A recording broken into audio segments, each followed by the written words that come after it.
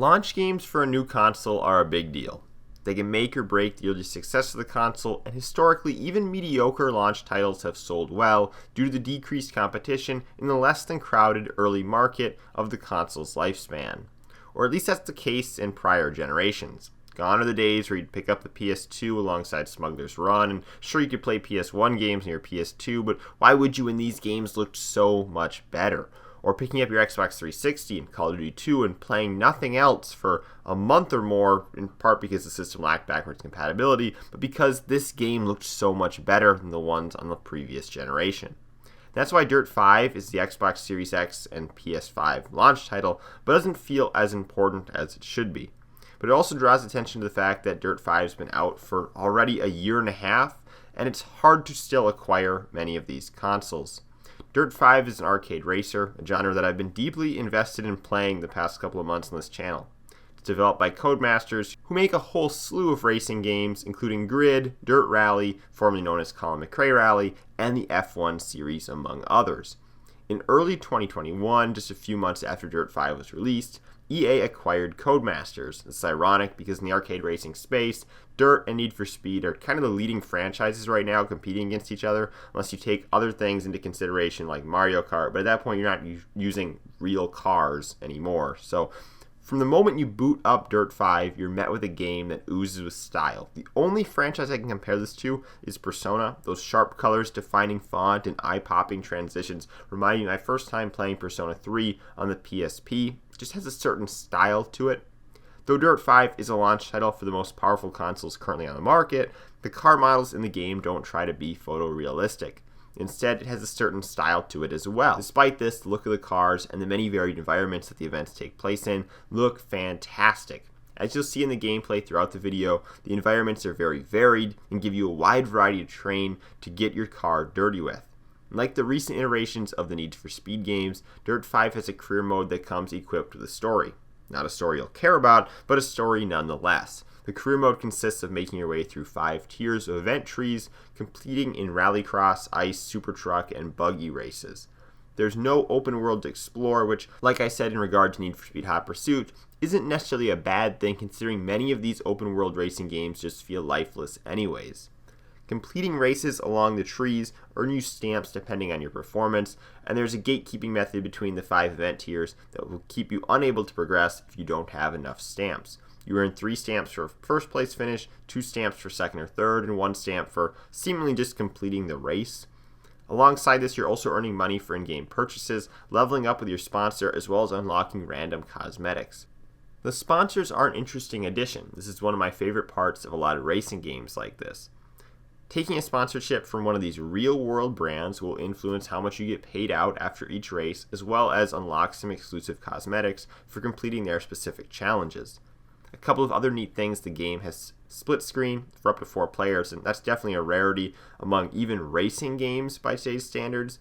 But then I'd be disappointed if I forgot to mention the in-game podcast. They're mostly 40 minutes to an hour long and actually pretty funny from what I did listen to. In a lot of ways, it reminded me of the radio DJs in some of the older snowboarding games I played, like SSX or Amped, or maybe even the Tony Bruno show on the older Madden, so that wasn't supposed to be funny. Now, this isn't a Need for Speed game, so I wasn't entirely surprised that the cars are not upgradable and there's no tuning in this game. However, there is a ton of visual upgrades you can make to the cars, be it using different wrap designs you unlock as you level up, or repainting or applying sponsor stickers to the car yourself. Given the wide variety of brands available here, particularly the non-auto brands like, say, Pepsi, is really cool to see added. Like mentioned previously, there's 4 main classes of vehicles you race in Dirt 5. By default, you have 1 vehicle in each category unlocked, but you can purchase more with the money you earn from doing races. Cars have a few letter-based stat ratings, and the whole game can be played in its entirety without ever buying new cars. It's easier to keep up, though, with the rising difficulty in career mode by buying new ones as needed. Plus, that's kind of the fun point of the game. There's over 60 officially licensed cars in the game, and while they all have unique visual styles to them compared to their real-life counterparts, it was nice to see some more serious damage modeling in this one. It's not designed to be realistic at all, but losing a hood or a door entirely during a race can really make trading paint be satisfying. Beyond cars, there's also cosmetics you can buy with the money, including designing your own race badge and lanyard. The actual gameplay here on offer was snappy, and hitting a drift around a corner was a blast. feeling just as good as it did for me on Dirt 3. Among the 4 types of vehicles, they all have distinctly different weight, acceleration, and handling, making me feel more comfortable with some than others.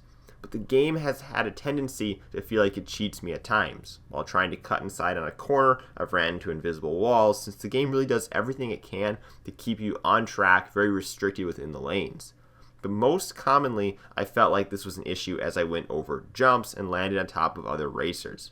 It was during these moments where the game could seemingly take me from a top 3 position straight to dead last, putting me in a hole that I couldn't get out of the entire race.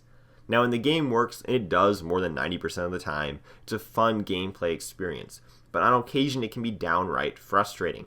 Possibly my biggest gripe, though, comes with the content on tap here. The career mode in the base game will take you 7 to 8 hours. Then you get left looking at menus where 4 or 5 of the boxes are locked out unless you have the year 1 pass. Considering the base game goes for $40 even used at GameStop, this leaves a lot to be desired. Sure, the game's also on Game Pass, but then you'll only get the base game as well.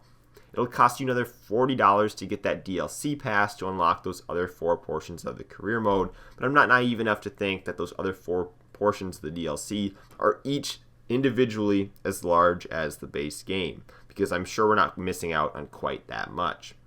Oddly enough, though, my complaints about the single-player content are less likely shared by other players.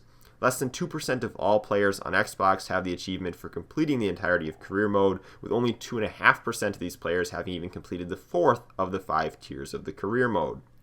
Regardless, outside of online play, the big mode they push is the playground. This mode is filled with user-created tracks, considering that the game has an in-game track editor. It's always exciting to me to hear that games have in-game editors like this, not because I'm usually one to mess around with them, but because I like to check out what other creative people have made. Plus, it makes for some great additional free content to be able to access. Now, there was a similar setup in the arcade on Far Cry 5, but unfortunately the playground in Dirt 5 falls to the same fate. Nearly 2 years after launch, I can't blame them for not having much new content here in the way of user-created experiences. People move on, and that's to be expected. While there's definitely some good tracks that were made over the past 2 years that you can try out, it's important to remember that these are user-created, and as a result, the majority of them will be simpler than you expect, but there will be some standouts.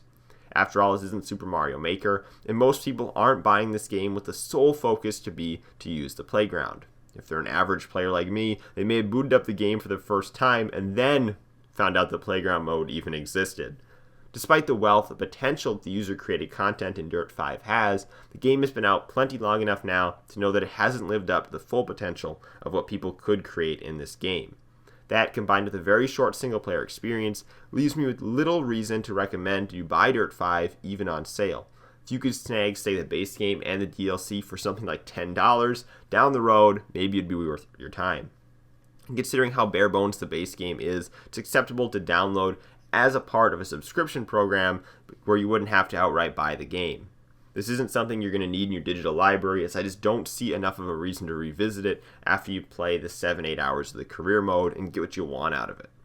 Now, this is the 3rd arcade racer I've revisited in seemingly the last month, and I can confidently say that so far Need for Speed Heat is still holding the highest bar among modern arcade racers.